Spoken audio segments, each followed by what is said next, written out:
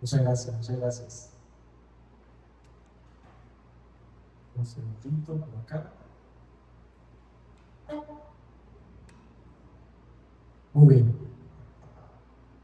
Que el Señor pueda bendecirles en esta hermosa noche. ¿Cuántos están felices? Amén. Gozosos, ¿verdad? Qué interesante es poder terminar una semana llena de labores, llena de diferentes cosas, pero iniciar otra. Así es. Se ven muy guapos y guapas. Muchas gracias por la bienvenida que nos dieron. Estamos muy contentos de estar con ustedes.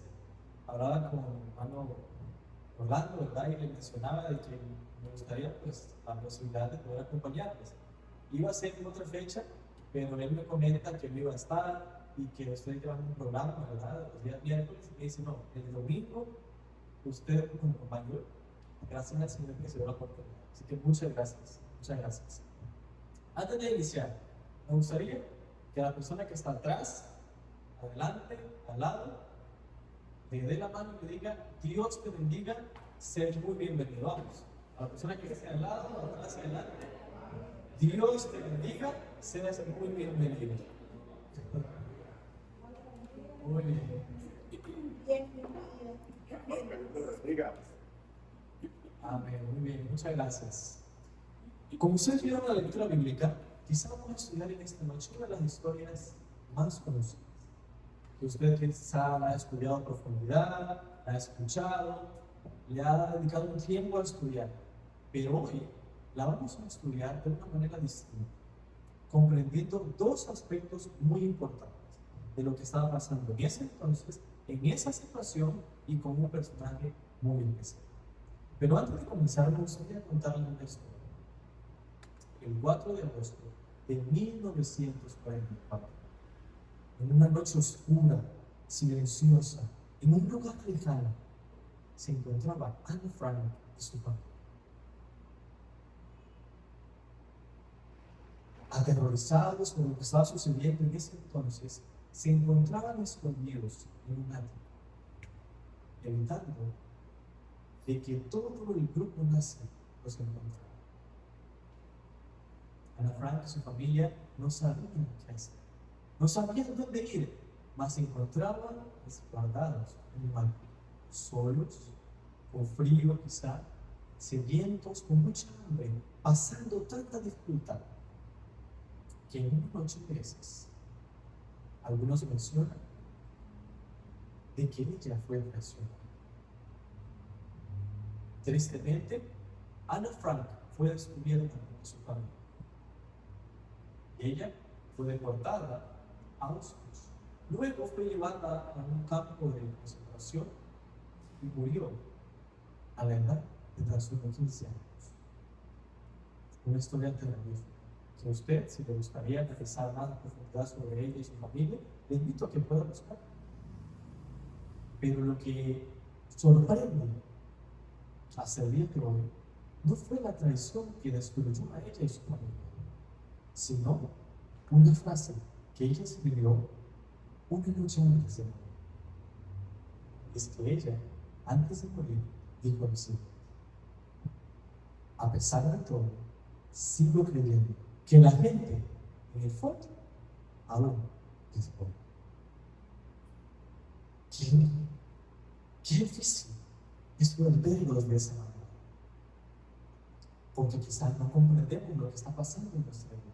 Yo no sé su necesidad, yo no sé su dificultad, pero algo que yo sí sé, que comparto con Ana Frank, es que quizá en el fondo todos somos buenos. En la noche más oscura de su vida, ella mantuvo su fe. Y es que la historia que les cuento a continuación va muy de la mano con lo que vamos a estudiar en esta noche. Como vemos en la lectura bíblica, en Lucas 22 se narra una de las noches más difíciles de todo el Nuevo Testamento. ¿Quién estaba ahí? ¿Quién se encontraba ahí? Pues la historia nos relata que en esa misma noche uno de los 12 iba a traicionar a Jesús. Esa misma noche, uno de los discípulos más cercanos de Jesús lo iba a traicionar. Esa misma noche, Jesús iba a ser tomado y luego llevado para sufrir todo lo que le iba a acontecer.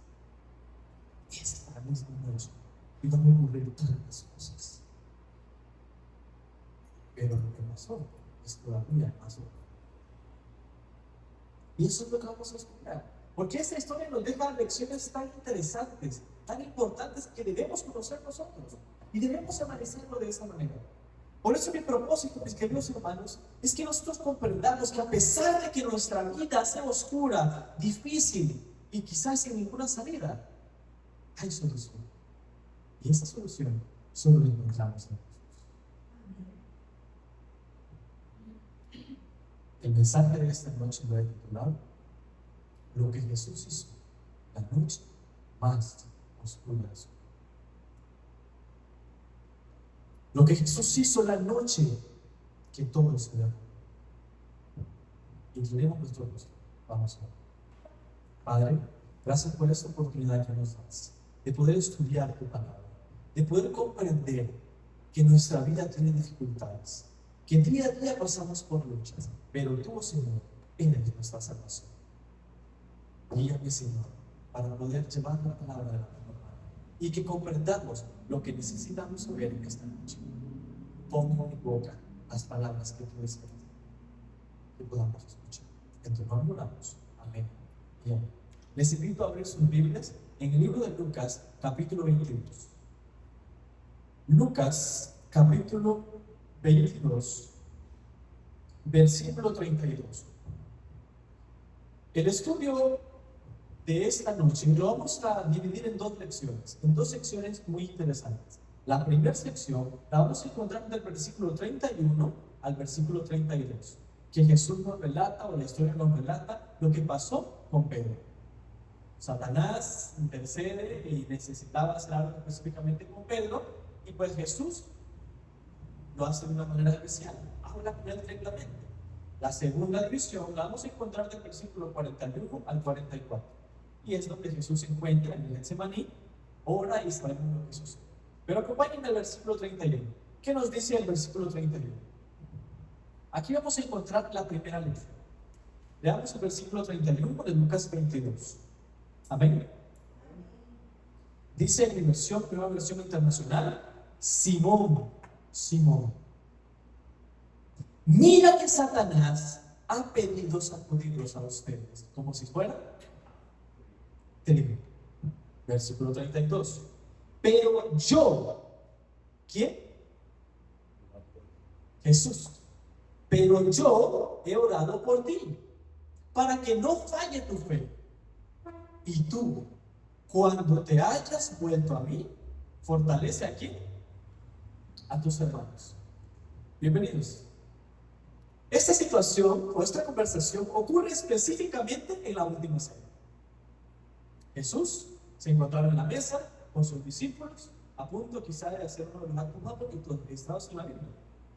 En la última cena, Jesús advierte específicamente a quién. ¿A quién vimos en el versículo 31 y 32? A Pedro. Jesús le advierte y le dice que se va a acercar una prueba difícil, algo totalmente extraordinario. Pero es que aquí es donde está interesante. Jesús sabe exactamente lo que iba a pasar y comprende lo que va a acontecer. Pero ¿qué le dice? Yo he orado por ti.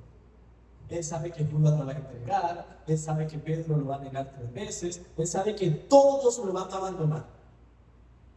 Pero a pesar de eso, todavía lo sabe. Y todavía se encuentra con Dios. Justo antes de ese versículo, si me acompañan a Lucas 22:39, encontramos también de que Jesús iba a acontecer, y esa sería la segunda lección. Pero no vamos a entrar todavía en eso, sino que Jesús se encontraba con sus discípulos en la última cena, donde encontramos lo que le dice a Pedro, pero más adelante Jesús sale. Versículo 39. Antes de eso, en el versículo 24, ocurre una situación contradictoria.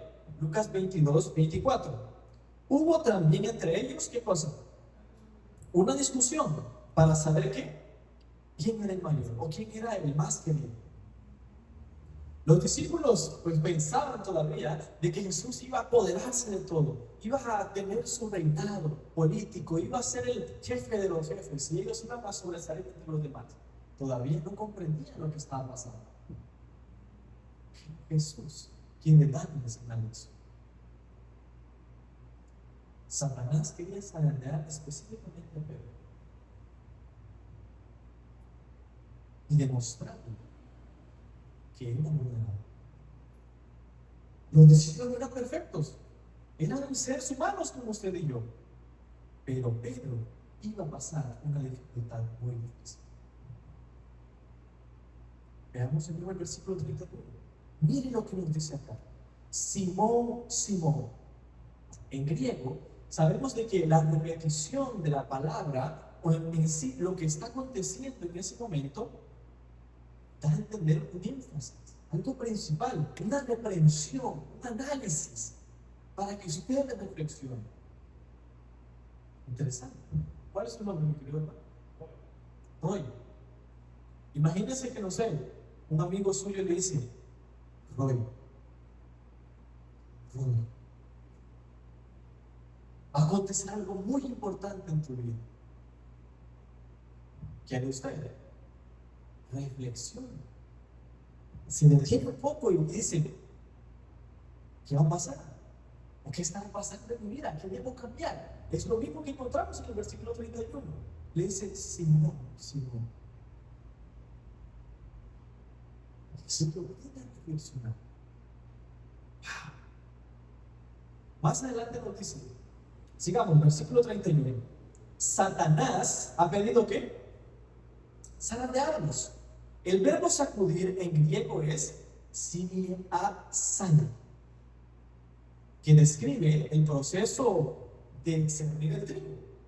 Eso es lo que relata específicamente esa palabra. Agitar violentemente el trigo para separarlo, ¿verdad?, de la parte buena, la parte mala, y así el grano, tener específicamente lo que se necesita. Pero en la agricultura antigua, zarandear también implicaba hacer algo violento, hacer algo importante para sacar la parte beneficiosa. Esto era lo que se comprendía en aquel entonces. Pero por eso es que Jesús utiliza esa palabra para hacerle comprender a este personaje lo que iba a pasar con su vida. Satanás quería destruir la fe de Pedro. Jesús lo sabe. Claro que sí. Pero no lo está. Y se lo dice específicamente. Y mire esta cita. Nos dice la siguiente manera. Jesús está diciendo esto. Los discípulos también van a verse sometidos a una severa prueba. Esa prueba va a ocurrir esa misma noche y probablemente con frecuencia después durante sus vidas. Pero el énfasis está en los sucesos de esa misma noche. Jesús comprendía lo que iba a pasar, pero Jesús quería interceder por la vida de su amado. Jesús quería que específicamente se detuviera un poco para analizar lo que estaba pasando y lo que iba a pasar tiempo después. Y lo vamos a ver en el versículo 32. Versículo 32, acompáñenme. Nos dice: pero yo he orado por ti. ¿Quién estaba orando? ¿Quién había intercedido por ese personaje? ¡Wow! Y es que yo, cuando estaba estudiando para poder hacer ese sermón, no comprendía lo que estaba pasando, sinceramente. Y lo analizaba con mi novia y yo decía: pero es que, ¿cómo? No es posible.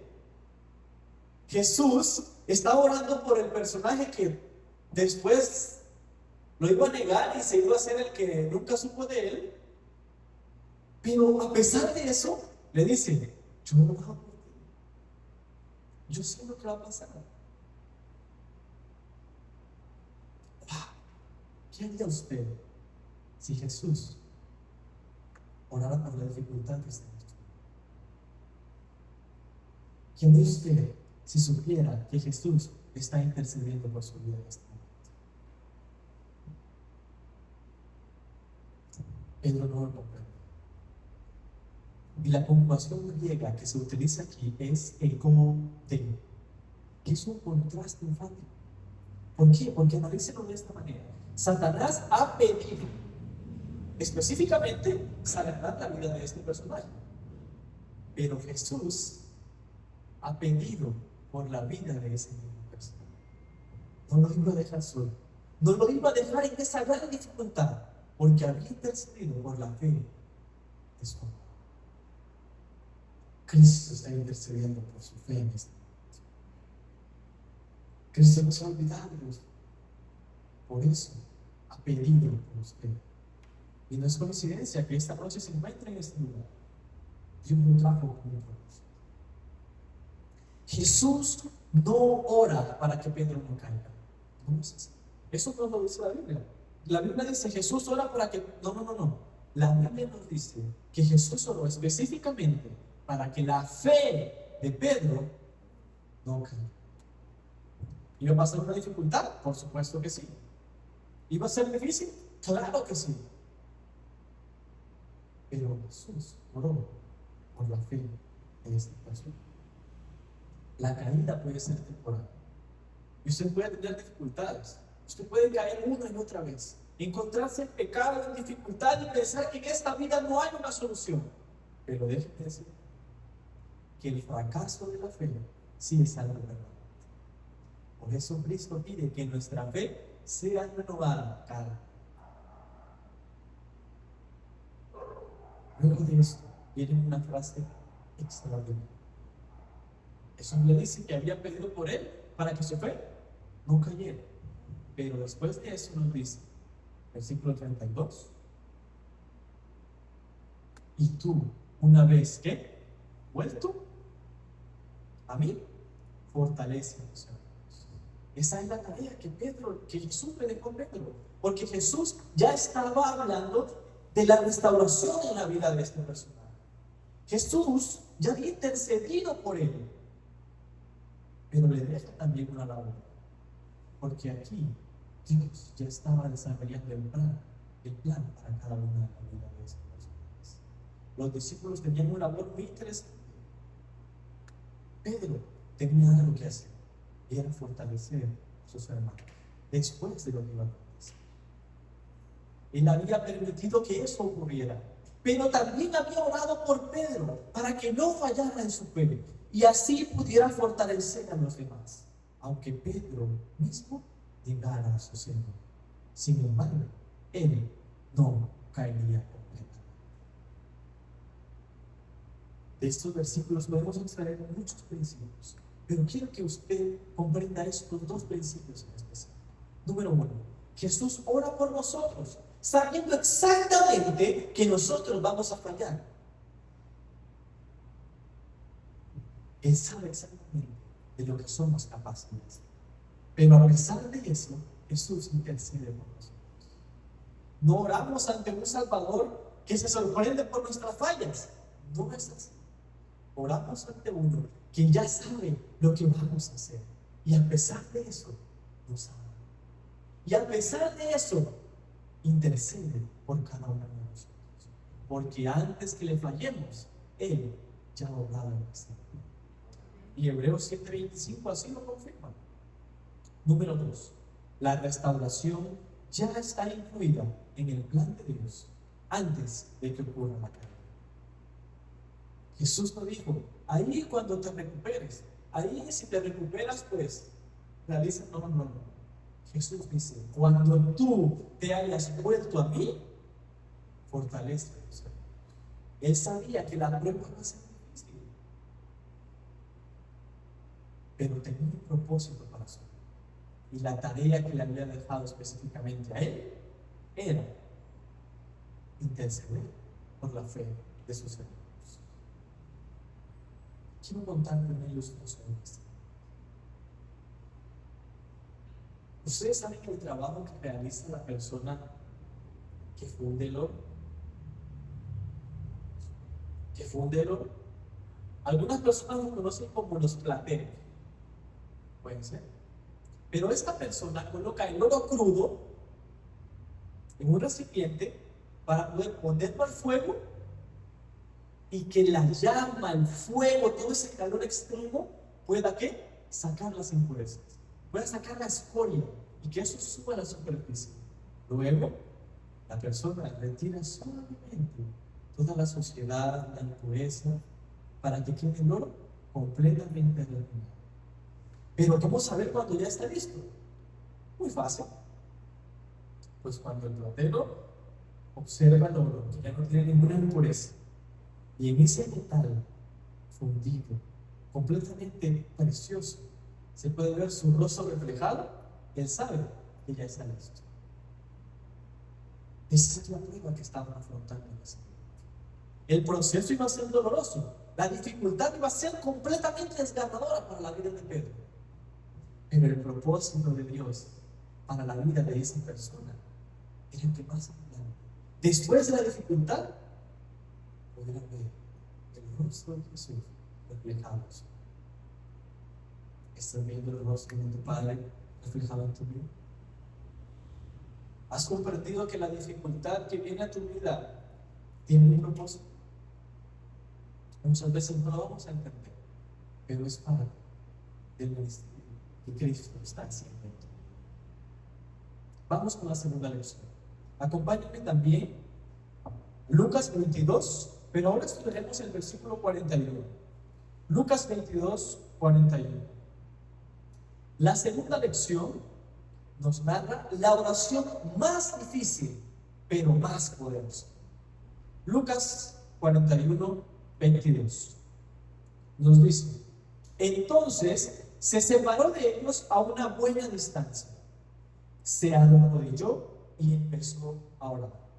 Versículo 42 dice: Padre, si quieres, no me hagas beber este trago amargo, pero no se cumpla mi voluntad, sino la tuya. Entonces se apareció un ángel del cielo para fortalecerlo, pero como estaba angustiado, se puso a orar con más fervor, y su sudor era como gotas de sangre que caían. El escenario de esta situación que estamos viendo se encuentra específicamente en el Monte de los Olivos. Algunos confunden el Monte de los Olivos con el Getsemaní, pero aquí es donde vamos a comprender esto, ya que el Monte de los Olivos era el lugar donde Jesús regularmente iba a orar, a interceder por sus discípulos, por las personas, a comunicarse con su Padre. En un lugar apartado, alto, lejos de la ciudad, de las murallas de Jerusalén, donde él tenía una devoción personal por su Padre. Los evangelios de Mateo y Marcos especifican de manera puntual de que ese punto exacto donde Jesús iba a orar se llamaba Getsemaní. Era en el Monte de los Olivos, pero donde Jesús iba específicamente a orar era en el Getsemaní. Por eso quizá en el subtítulo de su Biblia él dice: Jesús ora o Jesús está en el Getsemaní, porque solo los evangelios lo dicen de esa manera. Pero Jesús había salido del aposento alto, se encontraba específicamente orando en una situación personal. Pero aquí es donde está lo interesante. Lo que hace en ese momento no es planear una estrategia para terminar con todo y esto. Jesús se encontraba orando para poder comprender que la tarea que iba a tocar iba a ser difícil, y que la dificultad por la cual él iba a pasar no lo hubiera podido sobrellevar ningún ser. Esta es la oración más intensa que podemos encontrar, la más real, donde comprendemos de que nosotros como seres humanos no hubiéramos podido sobrellevar. Vamos al versículo 41. En el versículo 41 nos dice que se apartó a una distancia considerable. Más adelante nos dice de que Jesús estaba pasando por una dificultad terrible. Él le dice específicamente a su padre de que ese trago amargo no quería sobrellevar. La expresión trago amargo o copa es una metáfora utilizada específicamente en el Antiguo Testamento. Lo podemos encontrar quizá en el sufrimiento, en el juicio, específicamente de Dios, en Salmos 75:8, también en Isaías, donde hace referencia a la tribulación que va a pasar el Cordero de Dios. Pero la oración que está trazando Jesús en esta oportunidad es algo interesante. Se divide en dos partes. Número uno, el deseo honesto de que él quería hacer y expresarle a su Padre que, como nos dice el versículo que le dice, no me hagas beber esta copa, no quiero pasar esta dificultad, pero también la rendición total hacia su Padre. Y le dice, no se haga tu voluntad, no se haga mi voluntad, sino wow. Veamos el versículo 43. Entonces se le apareció un ángel del cielo para fortalecer. La situación por la cual se encontraba Jesús es que él se encontraba orando, intercediendo. No sabía por la dificultad que le iba a acontecer, pero él quería comunicarse con su Padre.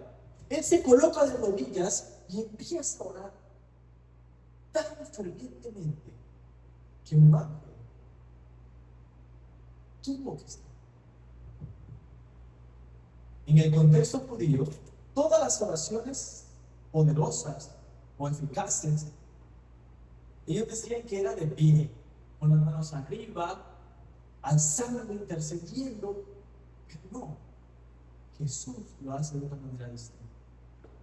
Dobla sus rodillas y empieza a orar. La verdadera oración de poder comienza cuando dejamos atrás nuestro orgullo y nos rendimos ante Dios, porque solo Él puede escuchar nuestra oración. En griego, textagómeta significa colocarse de rodillas. Y por eso el versículo nos lo dice específicamente de que Jesús sí estaba de rodillas. Jesús comprendía que su dificultad era difícil. Jesús no finge un dolor. Jesús no finge lo que estaba pasando. Jesús comprende que el dolor por el cual iba a pasar iba a ser extraordinario. Vamos al versículo 44. Lleno de angustia, dice. ¿Qué dice? Oraba intensamente. Wow. Con mayor importancia. La nueva versión internacional lo dice. Pero como estaba angustiado, se puso a orar con más fervor. Con más fervor. Y su sudor era como gotas de sangre que caían en la tierra. Y mire esto interesante que a mí me sorprendió mucho al hacer exégesis de este versículo. Porque solo Lucas registra dos detalles únicos de este estudio. Número uno, que el ángel lo fortaleció. Y dos, que su sudor era como gotas.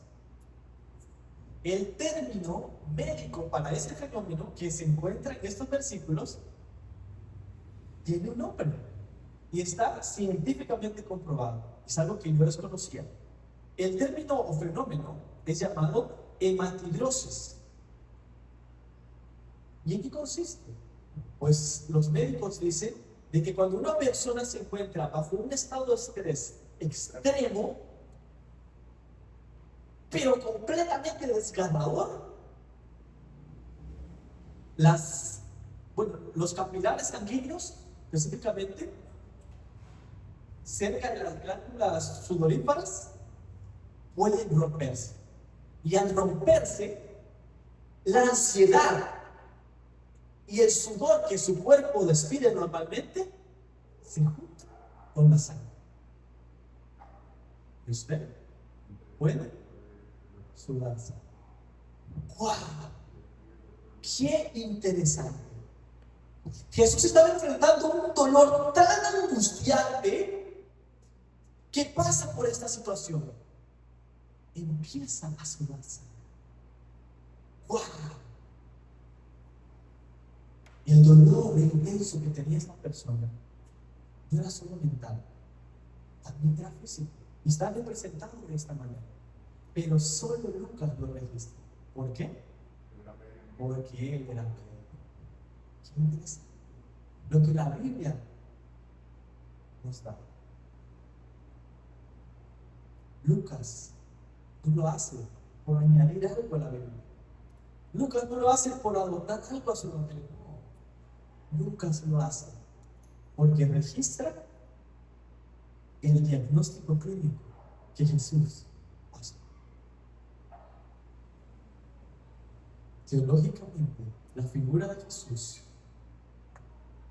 se relata como el siervo sufriendo, como el cordero que quita el pecado. Pero Jesús se encontraba en esa dificultad tan grande que su cuerpo también lo estaba pasando. Manso y humilde de corazón. Eso es lo que nos dice, y esa es la representación de Jesús en la tierra. No era un rabino exigente, no era un rey que venía a exponer todas las dificultades y la vida personal de esos personajes. No, Jesús era manso y humilde de corazón. Y es el que lleva el yugo de cada uno de nosotros. La dificultad que Jesús estaba pasando en ese momento tenía un propósito, y era interceder por la vida de usted para quitar el pecado de nuestras vidas. En el verso 44 encontramos una palabra muy interesante. En griego es thromboi, que se refiere a coágulos, se refiere a grandes gotas espesas. Ojo, no era un sudor ligero, no era un tinte rojizo que estaba saliendo de su cuerpo, no. El texto describe específicamente que era un fluido denso y pesado, como un sudor, pero como una sangre coagulada, cayendo hasta la tierra. ¿Usted puede imaginarse ese escena? ¿Usted puede comprender lo que nuestro Salvador sufrió por cada uno de nosotros? Jesús estaba orando con más fervor. Jesús estaba pasando por esa dificultad que no quería afrontar. Pero la oración del Getsemaní fue la más honesta del Nuevo Testamento. Og Darwin nos dice: Jesús no oculta su angustia, la expresa con total transparencia ante el Padre. Pero esa honestidad está anclada en una confianza absoluta. No se haga mi voluntad, sino la tuya. Esta combinación radical entre rendición y honestidad es el modelo que también Jesús utiliza en la oración que Él nos dio. Él nos dice que no es solo para mirar, sino para evitar cuando lleguen nuestras propias noches de Getsemaní. En su vida va a pasar tantas dificultades que no van. Puede que sean oscuras, puede que sean sin ninguna salida, pero en el libro de la oración, la página número 11 nos dice: orar es el acto de abrir nuestro corazón a Dios como una. No es que se necesite esto para que Dios sepa lo que somos, sino a fin de capacitarnos para recibir. La oración no baja a Dios hacia nosotros, no, sino nos eleva. Cuando Jesús estuvo en esta tierra, enseñó a sus discípulos a orar. Les enseñó a presentar sus necesidades diarias y echar sus solicitudes sobre Él. Y mire eso. Y la seguridad que les dio que sus oraciones serían oídas, nos es dada también a nosotros. La dificultad que usted está pasando tiene una solución. La oración que usted noche tras noche comparte con Dios es escuchar, porque Cristo tiene un propósito para nosotros. De ese sermón podemos aprender muchas cosas. Pero quiero dejarle dos enseñanzas muy fundamentales. Número uno, la oración honesta ante Dios tiene una respuesta definitiva. Jesús nos dijo, estoy bien, que se haga tu voluntad, voy a la cruz y termino con lo que... No. Jesús ora con una dificultad y con una tristeza que la expresa con total sinceridad y honestidad ante su Padre. Y le dice que no quiere beberla, pero que se cumpla la voluntad de su Padre antes. Número 2. La rendición a la voluntad de Dios es el acto de fe más efectivo que existe. Jesús tenía el poder de escaparse de esa situación, ¿sí o no? Jesús podía salir, irse al cielo y desaparecer, pero no lo hizo. Él eligió quedarse. Él ha elegido interceder por la vida de cada uno de nosotros. En este mensaje hemos comprendido tantas cosas, pero lo principal es que Jesús ora porque Él sabe lo que va a acontecer. Jesús sabe la dificultad que estás pasando, pero Él ha intercedido específicamente por tu vida. Él sabe que es duro, Él sabe que es difícil, pero lo hace por un propósito. La oración más difícil es la más poderosa. Mis queridos hermanos, en Lucas 22 encontramos dos relatos muy interesantes. Como les dije antes, podemos saber de un punto totalmente diferente. Iniciamos con una joven de 15 años que se encontraba sola, escondida, pasando dificultades, que afrontó una traición, pero que sostenía que a pesar de que las gentes fueran malas, en el fondo eran buenas. Comprendimos de que Pedro, un hombre imperfecto, iba a pasar una dificultad, pero Jesús intercedió por eso. Comprendimos de que el propio Jesús se encontraba triste, se encontraba ansioso y angustiado por lo que iba a pasar, pero a pesar de eso se lo comunica a su Padre. No sé por la dificultad que estés pasando en esta noche, no sé por la dificultad que estés afrontando en tu vida, pero déjame decirte algo muy importante, y es que Jesús está orando. Jesús está intercediendo. Quizá la copa que estás afrontando en esta vida sea difícil de tragar, sea difícil de comprender, pero Cristo quiere que se cumpla su voluntad antes que lo tuyo. Comprende que en tu vida vas a tener dificultades, pero lo primero es comprender que Cristo está intercediendo. Cristo está orando por ti. Y segundo, que tus dificultades, por tan grandes que sean, siempre tienen una solución. Si confías en Dios de todo corazón. ¿Cuántos hoy están atravesando una noche dura de sus vidas que no encuentran una salida? ¿Cuántos en esta noche quieren decirle al Señor: Señor, mi dificultad es grande, mi prueba es dura, pero yo confío plenamente en ti, que encontraré una solución? Jesús nos invita a que pongan todas sus cargas sobre él, a que lleven todas sus dificultades a sus manos, porque solo en él encontraremos la solución. Esta noche, dile al Señor personalmente: yo confío en ti, aunque no sé por lo que estoy pasando y no encuentro una solución, pero pongo mi vida en tus manos. Que el Señor pueda bendecir.